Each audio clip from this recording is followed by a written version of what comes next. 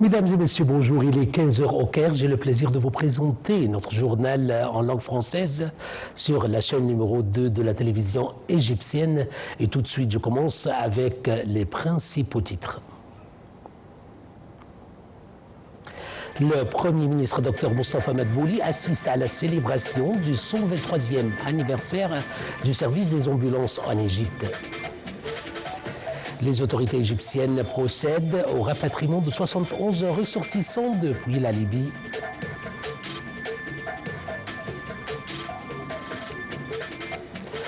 La Syrie salue la levée formelle des sanctions américaines sur son pays.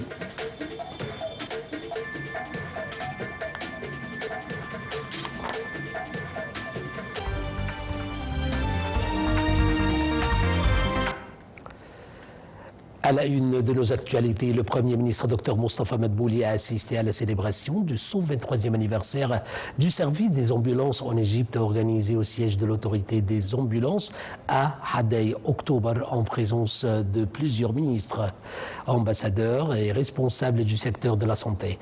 Il a ensuite effectué une visite dans les villes de Hadei October, puis pour inspecter les projets de logement et d'infrastructure en cours, accompagné du ministre du Logement et du gouverneur de Gizeh. Il a souligné l'engagement de l'État à fournir des logements abordables et à améliorer la qualité de vie des citoyens. La visite a également inclus la remise de contrats de logements sociaux à certains bénéficiaires à la Nouvelle Octobre. Le ministère des Affaires étrangères a annoncé le rapatriement de 71 citoyens égyptiens depuis la Libye.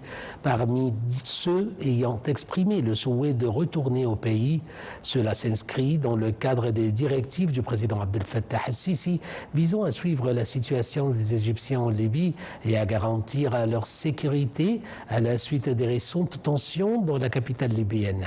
Le ministère a précisé que le comité national chargé de la question libyenne a œuvré ces derniers jours à organiser le retour des citoyens égyptiens sans qu'ils n'aient à supporter des frais financiers.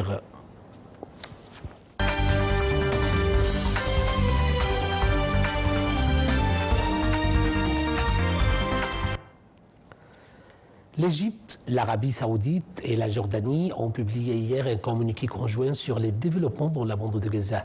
Le ministre des Affaires étrangères, Dr Badr Abdelghati, le ministre des Affaires étrangères du Royaume d'Arabie saoudite, le prince Faisal bin Farhan bin Abdullah, et le vice-premier ministre et ministre des Affaires étrangères de la Jordanie, Ayman Safadi, ont annoncé qu'une délégation ministérielle arabo-islamique a examiné hier à Paris avec le ministre français des Affaires étrangères, Jean-Noël Barrot, les efforts visant à mettre fin à la guerre dans la bande de Gaza.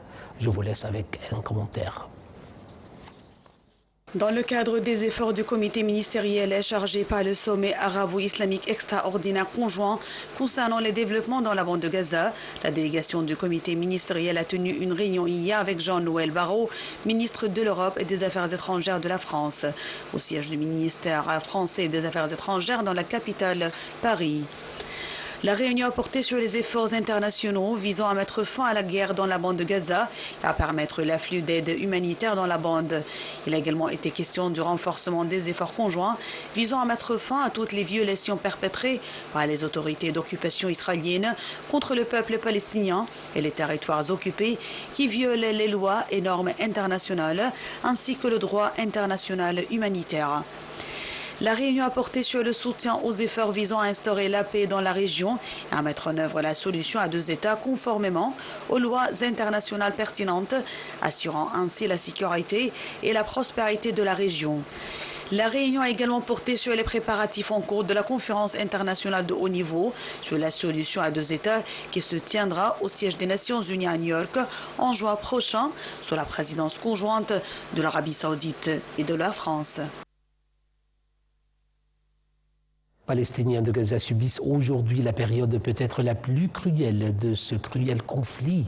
C'est ce qu'a dénoncé hier le secrétaire général de l'ONU, Antonio Guterres, évoquant une population affamée et l'intensification des opérations militaires israéliennes. Depuis lundi, les autorités israéliennes autorisent à nouveau une aide limitée à entrer dans le territoire palestinien. Selon Guterres, ces derniers jours, près de 400 camions ont eu l'autorisation d'entrer dans Gaza par le point de passage de Karim Shalom, mais la cargaison de seulement 115 camions ont pu être collectée. L'armée d'occupation et les habitants palestiniens de la ville de Brunik en Cisjordanie ont déclaré que des colons israéliens en terre syrien des affaires étrangères a salué samedi comme un pas positif la levée formelle des sanctions américaines sur la Syrie. Le département de Trésor et le département d'État mettent en œuvre des autorisations pour encourager de nouveaux investissements en Syrie. C'est ce qu'a déclaré le secrétaire au Trésor, Scott Bessent, dans un communiqué. Il s'agit d'un pas positif dans la bonne direction pour réduire les souffrances sur les plans économiques et humanitaires. La levée des sanctions américaines doit permettre de réaliser des investissements favorables à la stabilité et à faire progresser des efforts de redressement et de reconstruction de la Syrie, selon le secrétaire d'État américain Marco Rubio. Cela doit notamment impacter la fourniture d'électricité, d'énergie, d'eau et d'installations sanitaires et permettront une réponse humanitaire plus efficace dans toute la Syrie, selon Washington. Le désarmement des camps de réfugiés palestiniens au Liban va commencer à la mi-juin sur la base d'un accord avec le président palestinien Mahmoud Abbas en visite officielle au Liban. C'est ce qu'a annoncé vendredi un responsable gouvernemental libanais. Les parties libanaises et palestiniennes sont convenues de mettre en œuvre un plan pour retirer les armes à partir de la mi-juin dans les camps de Beyrouth, puis dans les autres camps du pays. C'est ce qu'a précisé le responsable. Mahmoud Abbas effectue sa première visite au Liban depuis 2017, qui intervient alors que Beyrouth cherche à étendre son autorité sur l'ensemble du territoire, notamment dans les camps palestiniens surpeuplés qui abritent quelques 220 000 réfugiés.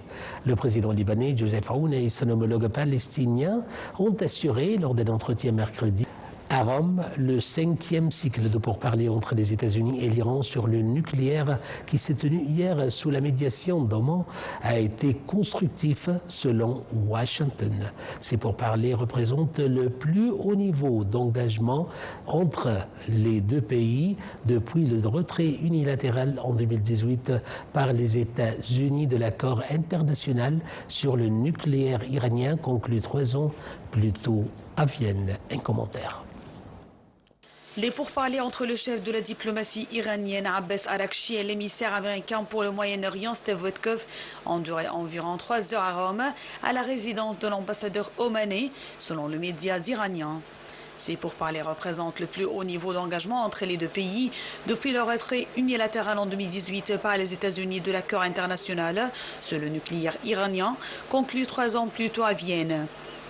Les discussions continuent d'être constructives. Nous avons fait des progrès supplémentaires, mais il reste encore du travail à faire, a déclaré un haut responsable américain, en ajoutant que les deux parties sont convenues de se rencontrer à nouveau dans un avenir proche. De son côté, M. Araghchi a parlé de négociations tellement compliquées qu'elles ne peuvent se régler en 2 ou 3 réunions.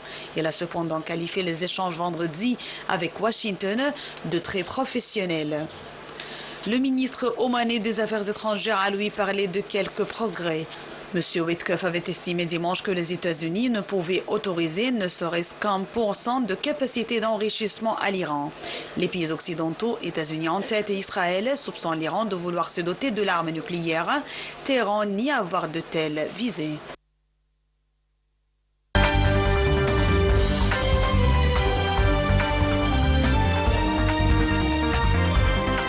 Président Abbas.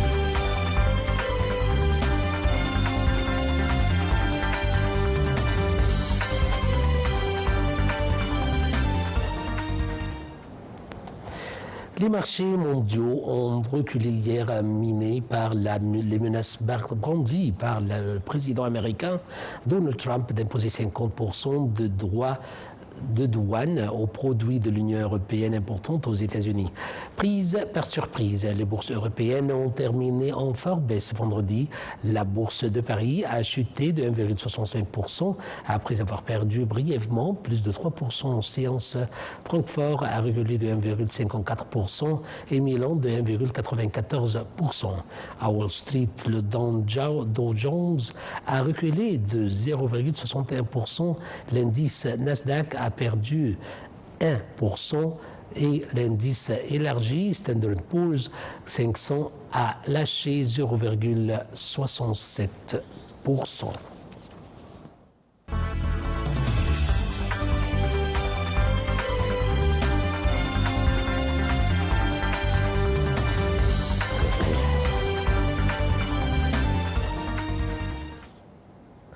De l'économie, on passe en sport et on commence notre volet sportif par la Ligue des champions de la CAF.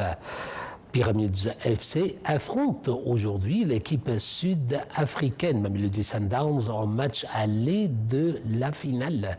La rencontre se déroule à Pretoria, en Afrique du Sud, où les pharaons égyptiens tenteront de réaliser un résultat positif à l'extérieur avant le match retour prévu au Caire. C'est la première fois que le club Pyramids FC atteint la finale de cette prestigieuse compétition africaine après un parcours impressionnant marqué par de solides performances face à de grands clubs du continent. Passons en Europe, précisément en Italie, où Naples a été sacré champion d'Italie pour la 4e fois de son histoire après sa victoire.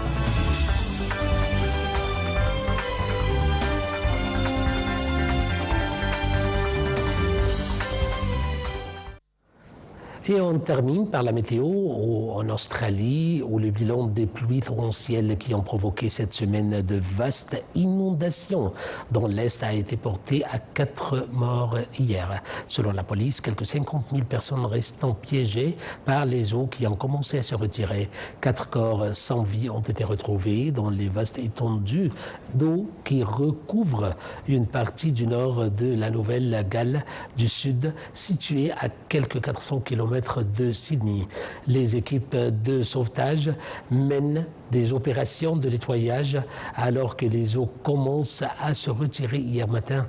Plus de 600 personnes ont été évacuées depuis le début de la semaine.